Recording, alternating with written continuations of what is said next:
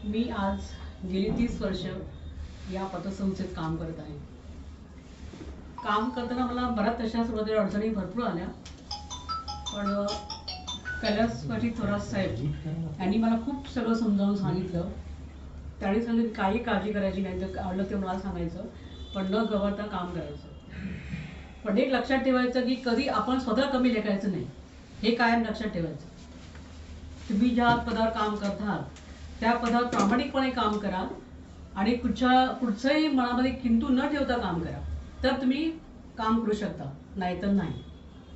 दुसरी गोष्ट म्हणजे माझे मिस्टर मनोहर सावंत, तुम्ही त्यांना सगळं मामांनी सगळ्यांना ओळखता. त्यांचं मला पण ते सांगणं होतं की तू जे काम करतेस त्या पदावर तू काम करतेस ते प्रामाणिकपणे काम कर. तुझ्या नावाला पट्टा लागता कामा नये. भले आपल्याला 4 पैसे कमी मिळायला चालतील, पण प्रामाणिकपणा हा जास्त महत्त्वाचा आहे.